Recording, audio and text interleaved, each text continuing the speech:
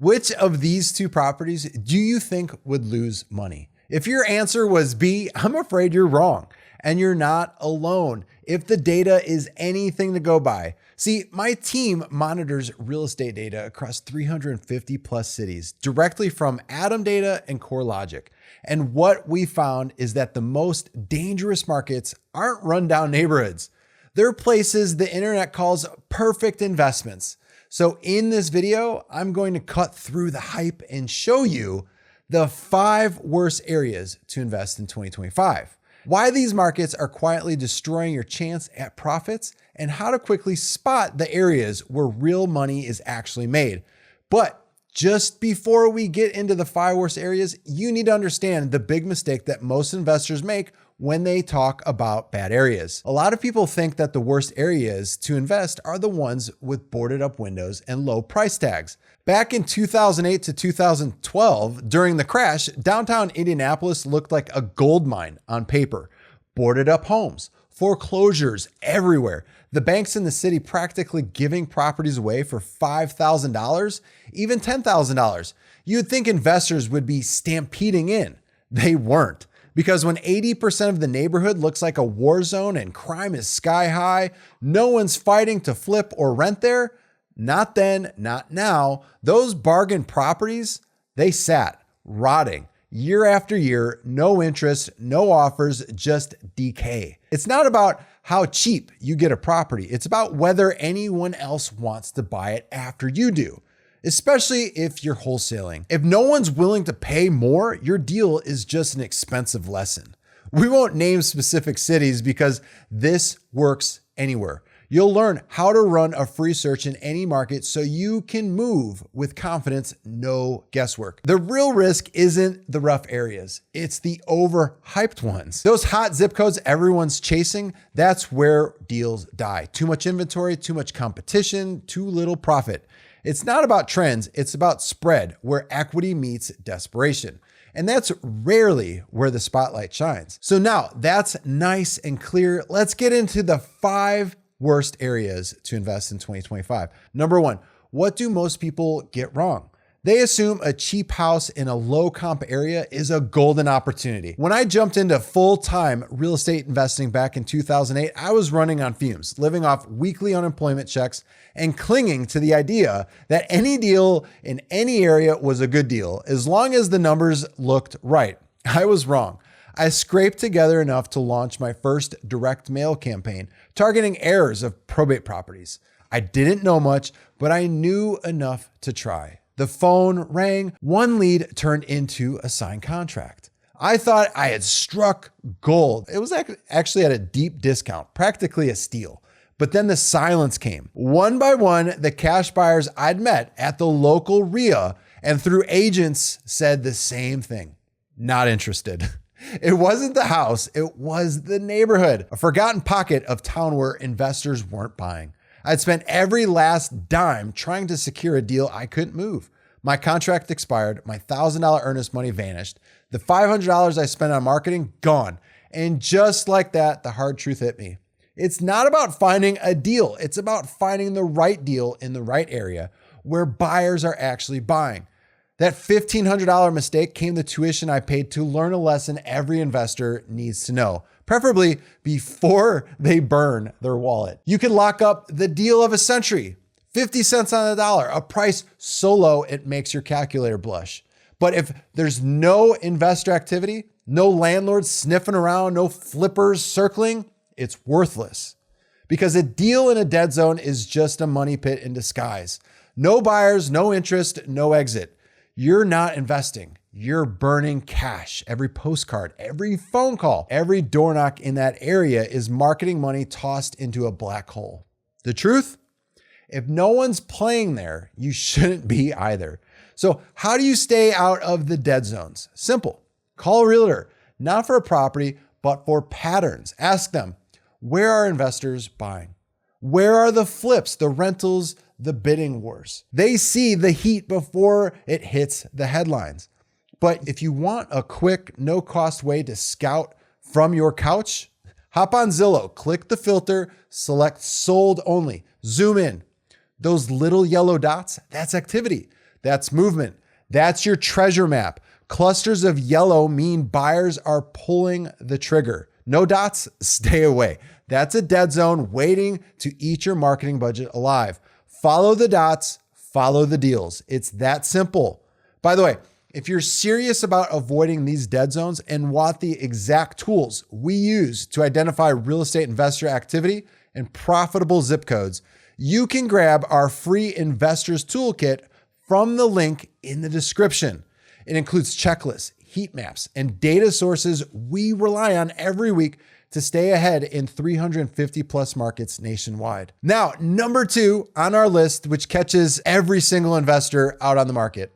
The problem comes in when you start thinking you've just won by getting a deal. But a deal isn't just a payday, it's just paper until someone wants it more than you. When you see a property sitting on the market for months, but the price never drops and there's no movement, be really careful. That's not a deal, it's bait. So here's your warning. If properties in a market are sitting 90 plus days with zero movement, that's not a slow sale. That's a silent funeral. Because if buyers aren't biting, your deal doesn't just stall, it withers and dies on the vine. Most investors chase anything that looks discounted, but veterans dodge dead weight. Here's how to avoid long days on market traps and spot the few that might still pay off. Set a DOM filter immediately. On Zillow or Redfin, set your filters to highlight listings sitting 60 plus days. These are your caution zones. Anything past 90 days is a red alert. Number 2, look for patterns, not just properties. If everything in a zip code has a high DOM, that's a dead market. No buyers, no exits, no check. But if 1 or 2 are stuck while others move fast, that could be a good signal of a motivation issue, not a market issue. Number 3, call the listing agent and ask, has the seller been open to offers below list? If the agent says no, walk. If they say maybe, lean in, especially if the property is cosmetically outdated or poorly marketed. Number 4, look for these hidden gems. Listings with bad photos or missing details, these get ignored. Properties where financing might have fell through. Absentee homeowners who listed before getting serious. These might be long DOM, but because the deal is bad, just marketed wrong. Number 5, cross-reference with cash sales. Check investor buyer boxes in that zip. If cash sales are still closing, but this one's stuck, you may have leverage. That's a deal with blood in the water, and you're the shark. So bottom line, don't fear long days on market. Decode it. Most are rotting, a few are ripe. Your job is to know the difference. Let's dive into reason number 3, why some areas will wreck your deals in 2025. So most investors assume more inventory means more opportunity. I made that mistake back in 2009, my second year in the game. I followed the herd. I went where everyone else was going. It looked smart until I realized I was stepping into a feeding frenzy. Every property owner I spoke with already had multiple offers. I wasn't negotiating, I was bidding. And bidding wars are where profits go to die. And this hasn't changed since 2009. In fact, it's worse. Oversupply is a red flag. Some markets are drowning in new builds and copy-paste rentals. Buyers know it and they lowball with confidence. And don't forget, hedge funds now own half the block in many B and C class areas. You're not just competing with investors, you're competing with institutions. Here's what to do instead. Watch for bloated inventory. Too many listings equals margin murder. Avoid cookie cutter zip codes swarming with offers. Look for cash buyer pockets with real activity, but that aren't overrun yet. Sometimes the best move isn't where the crowd's headed. It's one suburb just over, where the deals are still quiet and clean. Number 4, our next point is an easy mistake to make, and I've made it myself. See, a few years ago, I was eyeing a small self-storage facility.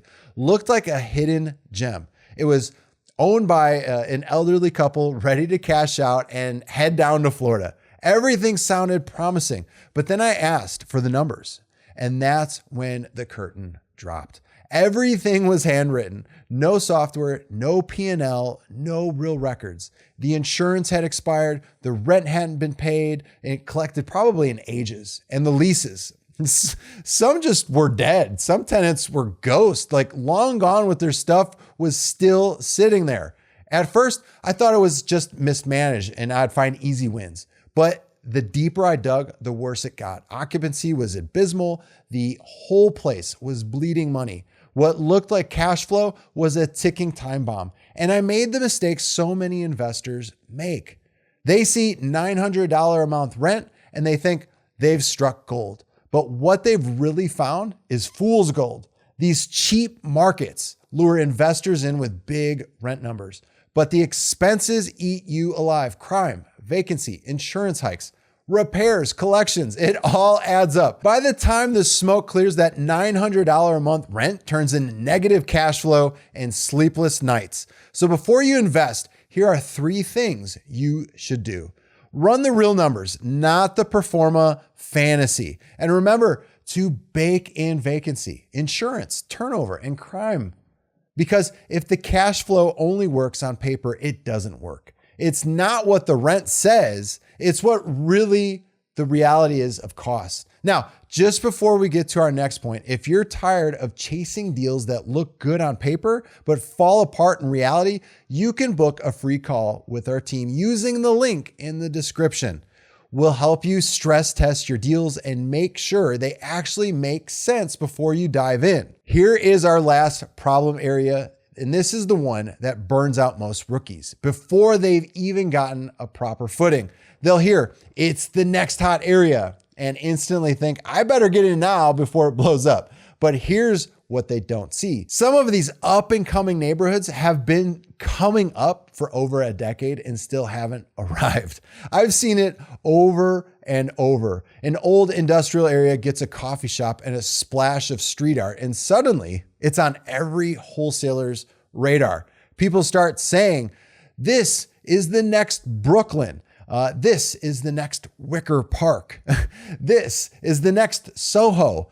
But no one checks the facts. No one pulls the comps. And when you do suddenly realize sellers aren't motivated and cash buyers are quiet, the properties sit. Meanwhile, you're overpaying on the front end and you're chasing imaginary appreciation on the back end and wondering why the numbers just don't add up. Because the truth is, they never did. These neighborhoods get hyped to death by people who've never closed a deal there. They're saturated with speculation, not sales. You get stuck with a deal in a market where buyers are waiting for the dream to become reality. Sellers still think it's 2006, and you're caught in between, losing money while you wait for a shift that may never come. So ignore the hype cycles. Hype doesn't pay. Closings do. Use cash buyer heat maps, Zillow sold filters, and MLS data to track real investor activity. Focus on seller distress, discount opportunities, and deal velocity, not coffee shops and blog posts. Look for markets where things are quietly moving before the influencers get wind of it. And here's a pro tip. Suburbs just outside the hyped areas often see the real investor movement first. Less noise, more margin, faster closings. So remember, don't fall in love with the narrative, fall in love with the actual numbers. Because in this game, the only story that matters is the one your closing statement tells. So now you know which areas to avoid, but that's only half the battle. Because once you're in the right market, your success comes down to how well you actually structure the deal. That's why you need to watch this next video where I break down 5 wholesale secrets I wish I knew sooner.